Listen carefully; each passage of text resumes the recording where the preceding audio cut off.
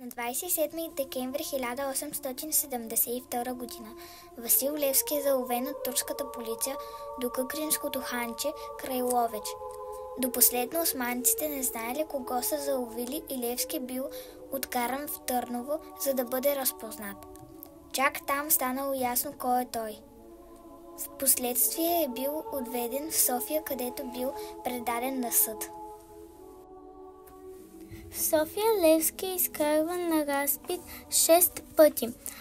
Пред съдиите Апостол прехвърля цялата вина за дейността на вътрешната революционна организация върху себе си и предотвратява задържането на други нейни дейци.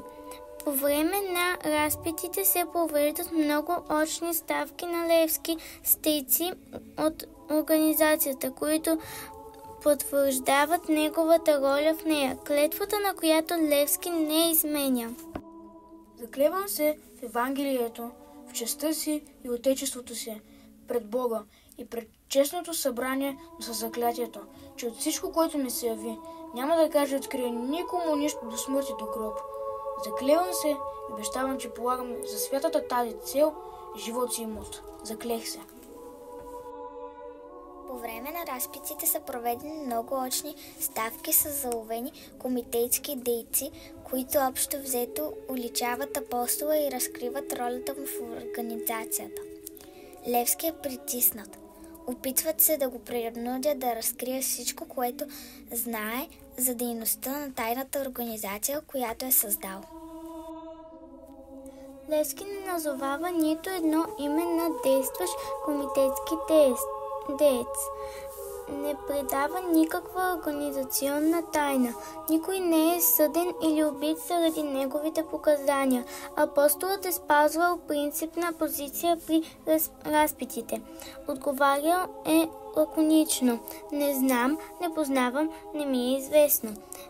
Не е издал нито едно име и успешно е попречил на опитите за разкриване и разбиване на създадените от него тайни революционни комитети. Как е името на баща ти? Откъде си? Какво е занятието ти? На колко си години? Васил. На баща ми е Иван. Откарал съм на 26-27 години. Занятието ми е да облегчавам положението на българите и обикалях, за да им давам упование. Кога излезе от родното си място Карлово и къде ходи? Излязох преди 7 години. Отидох в Сърбия и обикалях из Влашко. С какво се занимаваше в Сърбия и Влашко? В Сърбия ходих да се уча в училище, а от Сърбия ме извикаха в бунтовническия комитет в Влашко. Викаха те в бунтовническия комитет за каква служба? Възложиха ми да обнадеждавам цяла България. В какво се състои това твое обнадеждаване и как щеше да го извършваш? Давам си много, а нямаш спокойствие. Затова ще да ги обнадеждавам. Къде ходи с тази цел и какво правеше и с местата, където ходеше? Ходих в Свищов, Ловеч, Търново и Пловдив, защото Сърбия, Влашко, Черна гора и Гърция са готови да заграбят България. Затова да не дадем земята си. Обикалях и в местата, където ходих. Оставях книжа. 3 пъти идвах и в София.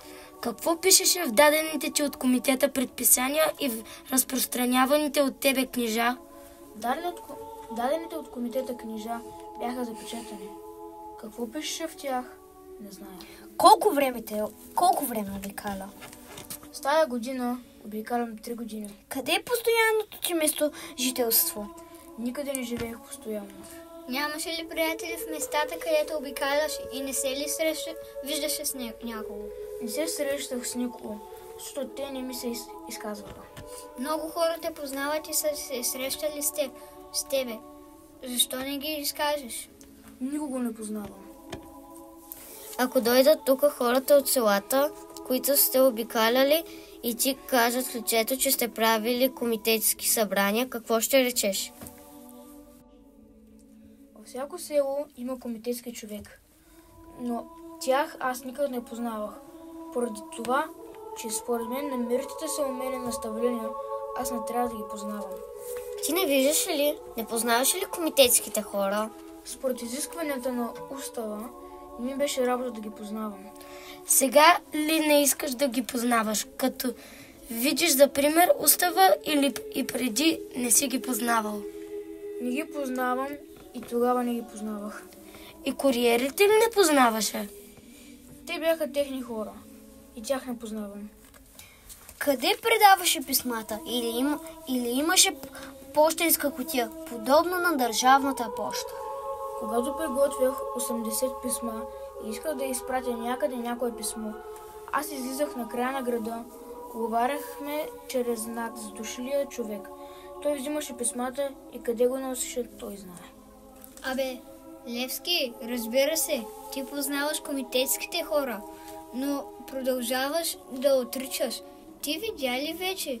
Искаш ли да доведем на среща ти 150 души, за да ти кажат? Аз се срещам с много хора. Той като не зная кой е влизал в комитета и кой не, имена не мога да кажа. Ако ги видя лично, познавам ги, но не мога да зная имената.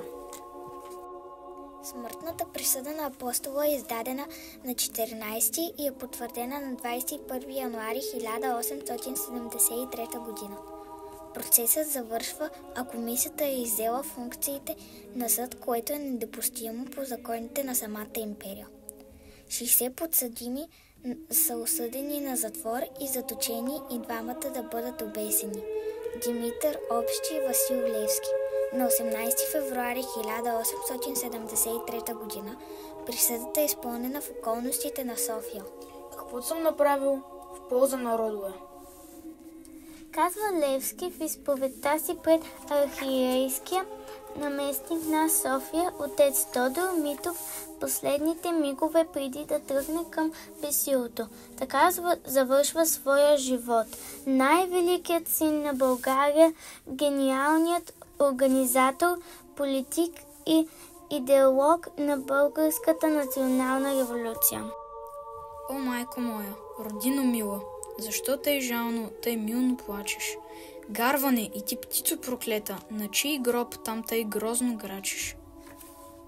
Ох, зная ти плачеш, майко, зато и че ти си черна рубиня. В случай твоя свещен глас, майко, е глас без помощ, глас в пустиня. Плачи, там близо край град София, стърчи. Аз видях черно бесило и твой един син Българио виси на него със страшна сила. Гарва над грачи, грозно, зловещо. Псете и вълци вият в полята. Старци се молят Богу горещо, жените плачат, пищят децата. Зимата пее своята зла песен, вихрове гонят тръни в полето, и студ, и мраз, и плач без надежда навяват на теб скръб на сърцето.